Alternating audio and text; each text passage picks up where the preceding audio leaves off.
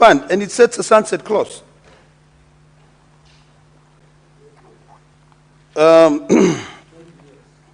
For 20 years. And that 20 years is lapsing very soon. So the question that I haven't had the Finance Committee responding to, or any of my colleagues, and I'll seek some wise counsel from my colleague, Senator Eddie, is that what happens if we don't amend the Constitution to be able to extend the time of the equalization fund and the 20 years is coming to an end? What happened? Yet, the money has still not been paid. Is this money going to be in a fund which exists? Or is it going to be in a fund, or it's going to be in a fund that exists? So these are questions that we must ask ourselves diligently. Ask ourselves and see where is the problem and how are we going to resolve this problem. Then it comes to the issue of accountability, Mr. Speaker. We are all complaining that projects are stalling. You know, there are so many projects which the national government has initiated. And when it comes to the issue of Narok County, Mr. Speaker, I want to be very candid and very clear on this. There's an airport which is a responsibility between both the national government and the county government. And I applaud my county government of Narok and the Ministry of Transport because, of course, they have looked at issues to do with Article 187 of the Constitution in terms of a function which is for national government being undertaken by another level of government. And coming and saying, we need this service. If the national government cannot afford it, we, the people of Narok, who I consider ourselves very rich, can be able to afford to build the terminal. So these projects must be completed. You know, when you initiate the project, let's complete them. This is why I said the other day, the contractor, and I want to call upon the Ministry of Transport and KAA, please move to site, because you're not on the site. I was there 2 days ago. I'll be there again on Friday. I'll be a thorn in your flesh to make sure that these projects are completed. That is the only way we are going to be able to make sense. Mr. Speaker, sir, a couple of days ago, I listened to my colleague, Senator Kajwang, and he was raising a very valid point. And Senator Kajwang really asked a very simple question. He said, why is it that when governors are exiting, they start launching huge projects? They budget huge projects. And this is when the governor is exiting from serving a county for 10 years. When he's leaving, he now launches a big project which becomes a burden to the other incoming governor. In Narok, we had a similar problem with the hospital and the medical technical training college, which was officially opened by the president the other day.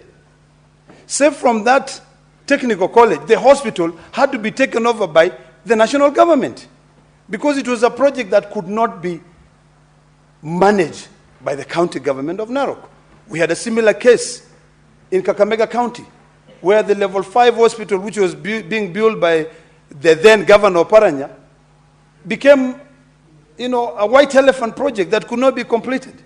So when it comes to the issue of accountability, when it comes to the issue of financial management, all of us, Mr. Speaker, must be alive to the fact that there are limitations. There are things that we can be able to do, and there are things that we cannot be able to do. If we are not alive to the fact that there are limitations, we will be unfair to the current and the future generations. People will commit suicide because their pending bills have not been paid, and yet there's nothing we are doing. We passed a motion here, but being implemented becomes a challenge. So, Mr. Speaker, sir, when we are talking about amending the Constitution, there are things that we've seen that do not work in this Constitution when it comes to financial management. There are a lot of companies that collect revenue on behalf of county governments. And since they are required by Section 109 of the PFM Act and our Constitution to be able to remit 100% of the money that they collect to the county revenue fund, for them to be able to bill for their services, whenever they bill for their services, they are not paid. So it creates a problem. So you want this person to raise money for you. But then when he has raised that money for you, you don't want to pay him. Number two, the law says the shareable revenue, the money shall be considered, the Auditor General, the National Assembly shall consider the most current audited financial statements. But guess what? Because we are uncouth, because we are insincere, because we do not subscribe to the principle of,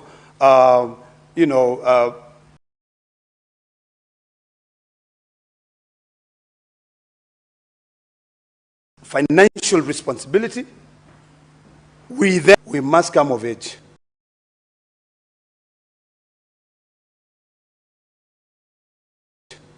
We must come of age so that we can be measured among other developing nations.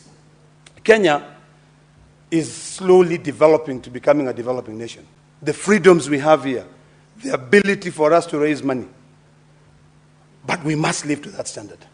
So a time will come when it will make sense to amend the Constitution to ensure that when these companies that are collecting revenue on behalf of county governments do collect the revenue, let them deduct their share, which is agreed upon, and they remit the money. You will notice, Mr. Speaker, that most money will reach to the counties. But currently, when you know that you have to send 100% of the money because the PFM Act Section 109 demands that, and I believe it's Article 217 of the Constitution, when you know, and I want to be correct on that, so that I don't leave anything. Yeah, I think it's 217. I'm corrected. No, 207. Sorry, Mr. Speaker. When you know that when you send the money that you've collected, you now have to go and beg the county governor for you to be paid your services. It becomes, it demoralizes you in the point where you don't even disclose how much money you've been able to collect. In fact, it's Article 207 of the Constitution, which mirrors Section 109 of the Public Finance Management Act. So, Mr. Speaker, in conclusion, I want to reiterate the fact that as a House, all of us, number one, must read this report. Number two, we must always have a sense of occasion. All of us must debate on facts to be able to guide this nation.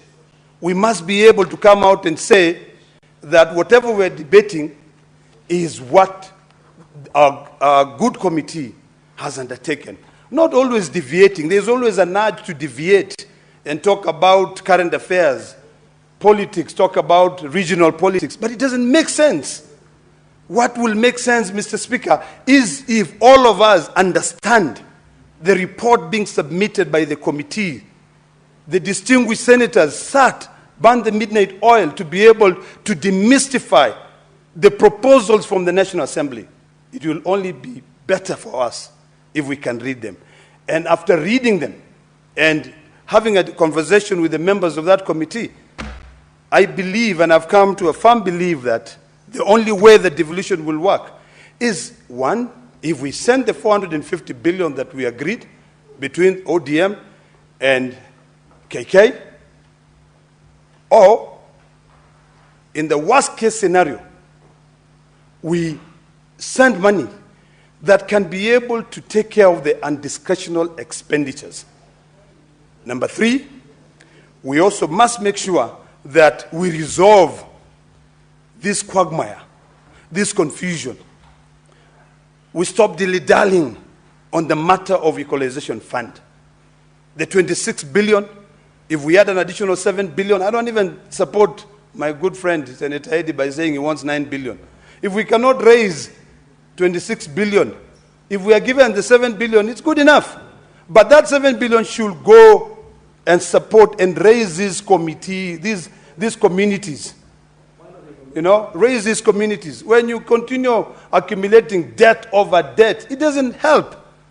So finally, Mr. Speaker. Your neighbor, Senator Eddy Okech, wants to inform you. I'd be more than happy to be informed. Senator Okech.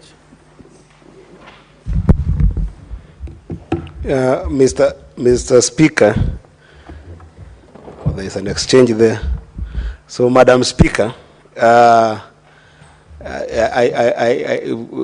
Senator of Narok has questioned whether I want this 9 billion to be given to counties instead of the entire amount. What I wanted to inform the Senator is that the structure, and we have been fighting this for over time now, Madam Speaker, the structure of the cohesion fund has been that every single year, this money is allocated. The money is allocated, but it never gets to leave the treasury because of a number of reasons, just in the implementation metrics of the cohesion fund. So the 26 billion that is already owed, that is quoting, is something that had been allocated and actually been given to the treasury. It has just never been released accordingly. But in this budgeting, we are saying that this budgeting, the proportionate amount that must go to the equalization fund for this particular finance year is the 9 billion. So the 9 billion is not going to pay debt. The 9 billion is what is rightfully meant for the counties in this financial year. But the debt that is in the treasury is that the money that is there has been put aside on a special, remember, equalization fund is a special purpose fund, and it has just not been released by the treasury, and that is what he himself, as my whip, and myself must fight the treasury to reduce those funds to go and do the work they're supposed to do, because they're never releasing them, but they keep on allocating them. So this is just a commensurate amount to this, tied to this particular financial year, the 9 billion that we are requesting of. It's not necessarily the one to pay the debt. Thank you, Mr. Speaker. Madam Speaker. Thank you, Senator Eddy. You can proceed, Senator. Thank you, Madam Speaker. Let me appreciate my good friend and neighbor, the distinguished senator from Migori, for informing me. I'm well informed, and that notwithstanding, my argument is very simple, that this amount that we are allocating, yet we cannot be able to spend it before the financial year is over. Madam Speaker, I think I need more time because my clock was running when I was being please add informed. him a minute. It's the one that was donated to Senator. So I'll have like 6 minutes? 1 minute. 1 minute. Let me end by saying the following. That notwithstanding, Madam Speaker, it is imperative that we adhere to Article 201 of the Constitution of Kenya. Openness is very key. Public participation is very key.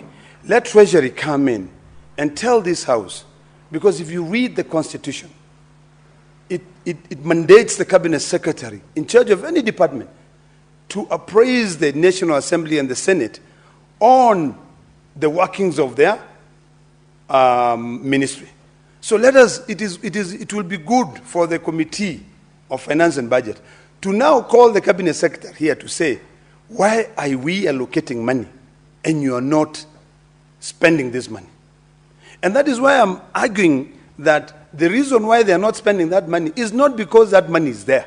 It is because that money is not there. Let us be realistic. So if we are given 7 billion, let us be happy with it and see whether now we can be able to call for it. And finally, Madam Speaker, I want to reiterate what I said earlier on.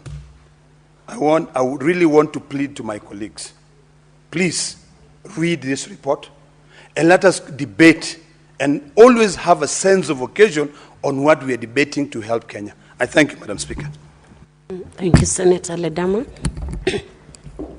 I have a communication from the chair on visiting teachers and students from Tenwek High School in Bomet County. Honorable Senators, I would like to acknowledge the presence in the public gallery this afternoon of visiting teachers and students from Tenwek High School in Bomet County. The delegation comprises 2 teachers and 49 students who are in the Senate for a one-day academic exposition.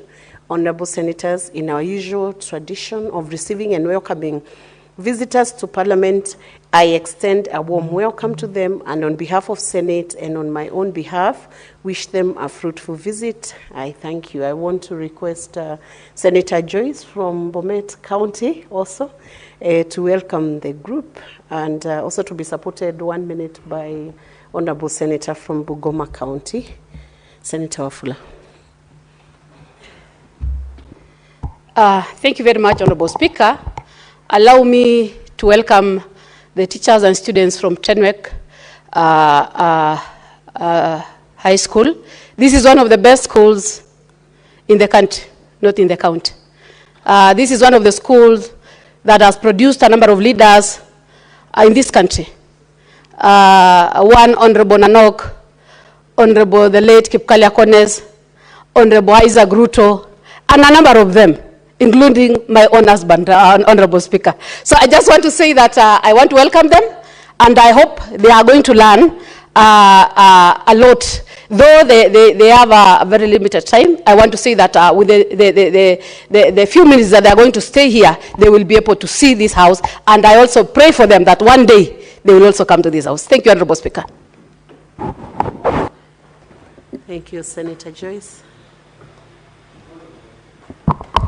Asante Mheshimiwa Spika kwa kunipa fursa hii kuwakaribisha wanafunzi wa shule ya upili ya Tenwek na walimu wenzangu ambao wameambatana na wanafunzi hawa ambao wanaonyesha ari na azma ya kupita mtihani na kufuata yale nyoyo zao zinataka. Mheshimiwa Spika, wanafunzi hawa wanatoka bonde la Ufa, Mheshimiwa Spika, na mwanariadha shupavu mwanariadha Kipchoge alisema katika dunia hii hakuna kisichowezekana.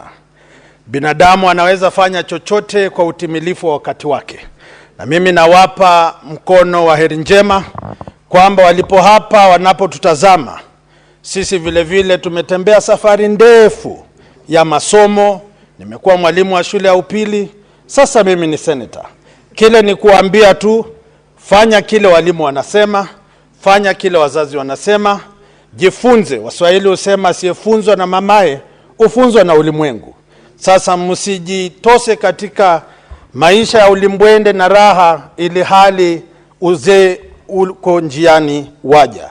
Jienjoy, furahieni kuwa hapa Senate, tengeneza urafiki na marafiki kutoka bembe mbalimbali za nchi ya Kenya, na utakapofika umri utajua kwamba heri kuziba ufa kuliko kujenga ukuta. Asante sana Mheshimiwa Spika, na watakia kila laheri katika safari zenu za hapa na pale kujua jinsi jumba la Senate linapofanya kazi. Asante sana Mheshimiwa Spika. Asante Senator Wafula. Senator Kisang William. Thank you, Madam Speaker. Madam Speaker, I also rise to make comments on this particular bill. Madam Speaker, I know there are several proposals. There was a proposal by CRA of 17. There was a proposal by CRA of 17 billion. Then the National Treasury 4 or 5 billion, and the Kenya Kwanza leadership and the ODM leaderships agreed on 450 billion. So I don't know where Treasury came up with the 4 or 5, because if you remember, Madam Speaker, in the current financial year, we had agreed on 4 or 5, and they reduced it to 380 billion, and then eventually, during the mediation, we went back to 387.5.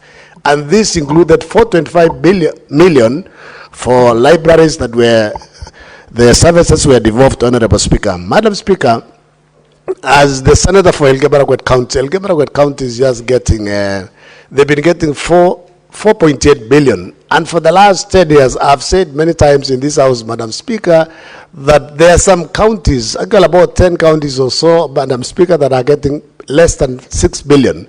These counties, the business they've been doing basically has been putting up ECD infrastructure, paying salaries for employees, and maintenance and evaluation. There is nothing meaningful or a flagship projects that they've undertaken, Madam Speaker.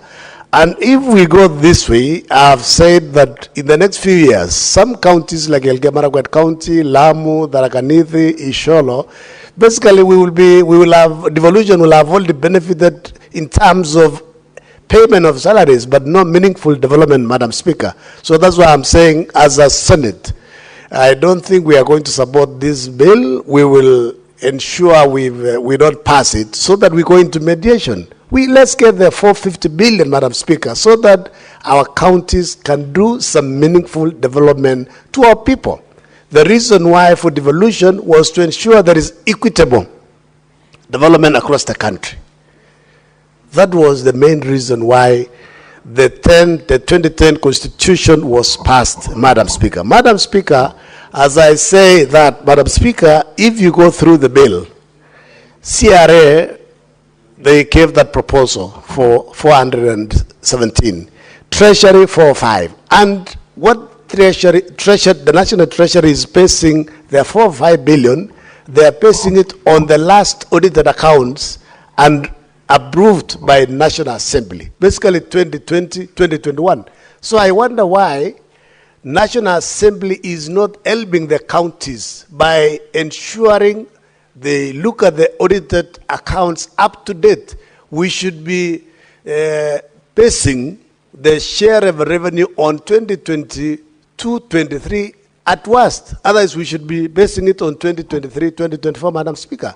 The current CS for National Treasury was the chair for PAC in National Assembly. So we want to tell him, Madam Speaker, that we will not accept anything short of 450 so that our counties can progress, Madam Speaker. Madam Speaker, we also want to urge our colleagues in National Assembly that let us fast track looking at the reports, looking at the audited reports for national government, Madam Speaker. Madam Speaker, I think I agree with the member who has said we have had this constitution for the last 10 years, 15 years, Madam Speaker. The current constitution was passed August 2010.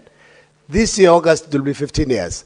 Maybe it is high time, Madam Speaker, that we relook, we audit the constitution. Madam Speaker, this House, the Senate, actually should be the one who should be approving the audited accounts because we have interest with the counties. We'll fast track. But you know, National Assembly are not interested to disperse resources, proper resources to go to the counties. So they can delay, they can track their feet to pass and look at the audited accounts, Madam Speaker. Madam Speaker, I know we have discussed issues on equalization fund. It's been there for these 12 years or so, Madam Speaker. Every year, Treasury allocates resources. By end of the financial year, there is nothing that has been dispersed to the counties. Because there is a fight between some ministries of national government and also counties on who is supposed to do the actual implementation. I know we discussed several issues in the last parliament in National Assembly. Minister of Water wanted to implement some projects. Minister of Roads wanted to implement some, and eventually nothing happened. In fact, I believe National Assembly have also extended, because I think the 20 years are lapsing soon. I think they wanted to extend by another 10 years or so, Madam Speaker. So we need to put our foot down. You cannot say we have, I heard Senator Ed saying we already have 26 billion in National Treasury. If there is 26 billion plus 9, that is 35. Why are we not dispersing? It means basically there is, money in the budget is not money until exchequer is released. Yeah, so we should be aware that when we are told we have 26 billion, where is it? Why can't we transfer then in an escrow account? Yeah, so we need to be alive to that, Madam Speaker. And Madam Speaker, we also need to call on the governors. There is a conversation to have county integrated revenue management system by Treasury. And there is a conversation among the Council of Governors to resist. Why are they resisting a system that will help them to collect revenue? Because we were discussing in Civic this week, Madam Speaker, that Nairobi County, when they implemented a new management revenue system, Madam Speaker, they were able to raise revenue from 10 billion to 12 billion in a financial year. So if they can get a system that is supported by National Treasury, Madam Speaker. What's your point of order, Sen.Ole Kina? Madam Speaker, I really do not want to raise this point of order. and actually raise it on my good friend, who I have a lot of respect for. But our constitution is very clear. Our county governments are semi-autonomous. Why is... What is your point Is of the order good- is the based on senator- Senator Ledama? Is under Standing Order 105 on Statement of Facts. Is a senator in order to purport that the national government, Treasury, can be able to control the management of the finance in the county government? Yet the county government is clear. The money that is deposited in the county revenue fund is protected under Article 207 of the Constitution. And when you read, I believe it's Article 209, or is it 219, Kajwang, that says that a share of revenue raised by the national government of a county government shall be released without undue delays or any deductible. So is a good senator in order to propose that county governors should agree to Treasury controlling their revenue-making systems? Madam Kisan, Speaker, the can you clarify the whether good that's what governor you are and inputting? our minority whip has misunderstood me, Madam Speaker. I said what the National Treasury is trying to do, which is a good thing, is to look for a good county revenue integrated management system, and this is basically giving them a grant, a donation, so they don't have to use their own revenue to buy a system. Just the way, Madam Speaker, already the counties are enjoying the integrated financial management information system on the expenditure side of the revenue. What is wrong in giving them a system to collect their own revenue, and they'll be able to support the system on their own, and basically they can have part of the system domicile in their own server or in a cloud. So so basically National Treasury will not, or national government will not control the revenue. They are only helping them to give them a system. I mean, it is the way they have even in the past. They have partnered to have the managed agreement system, which we know it was a scam. And then now they are planning to also have, to get additional things. So basically this is not managing the system, it's helping them so that they can have a standardized ICT system. Instead of others going to Safaricom, others are going to use different people. So it will also be very easy for us to audit. You can imagine auditing or checking for the 7 county revenue systems. So, Madam Speaker, it is clear now. Are you clear now on the issue? I'll give you 1 more minute to just clarify. So that it doesn't spend my minutes, Madam Speaker. Madam Speaker, I think we need to be very careful. Your minutes will be post. Madam Speaker, we need to be very careful. We are here to protect county governments, but not to go to bed with the national government. So, if the good senator is saying that National Treasury is proposing but not putting conditions, it has to be clear so that whoever comes in, and what I want to remain on record, and I hope that my good friend will make sure that he clarifies his submissions, is that this is not mandatory. We don't want scandals. This is a suggestion, but it's up to the county government to decide yes or no. I hope that's what he's saying, and I would be satisfied if that's what he's saying. But if it is saying that it is so that we in the Senate can be able to audit that, then we'll have a serious problem with that, because we'll now be micromanaging counties' revenue-raising measures. Thank you, Madam Speaker. You know, Madam Speaker, this is still a proposal, and I believe the National Treasury and the County Council of Governors have a conversation, and I'm not speaking for National Treasury or the governors or the county government. I was just raising what is outside there, and also as an expert in the ICT industry. You know, occasionally I get consulted for free of charge. So that's why I also wanted to advise the House free of charge, Madam Speaker, this afternoon, that there is conversation outside there, and it's a good thing. And I believe if counties already, like now Nairobi County, have a system. They say they were able to collect, to raise revenue from 10 billion to 12 billion. If it's a good system, they proceed with their own. I don't think anybody will be forced. And if it is free, why not? You know, I'm speaking because the county where I come from, we don't have 50 or 30 or 100 million to pay for software. So we'll pick it, we'll be very glad to get that system because my county doesn't have, say, 50 or 100 million to buy it. So those who have resources like Narok, because they get a lot of revenue from the Conservancy and the Masai Mara, they can buy their own. It's free. It's not free, please. Madam Speaker, we also need to put the governors on the check. Why are they not collecting enough revenue? Every year, all the counties, they budget a lot in terms of on-source revenue. But by the end of the financial year, they have only collected 40 or 50%. And then in the process, Madam Speaker, they accrue a lot of pending bills. We need to audit and check so that if, say, Elgeyo-Marakwet County collected last year 200 million, we shouldn't accept them to propose that they are going to collect to 400 million. What miracle is there for them to double? So basically, so that they can progressively maybe add around 10 to 15 or 20%. Otherwise, at the end of the day, Madam Speaker, we are going to have a lot of pending bills. People are going to suffer. They'll be given tenders to do work at the counties. And at the end of financial year, there are no resources, Madam Speaker, to pay for works that have been done, Madam Speaker.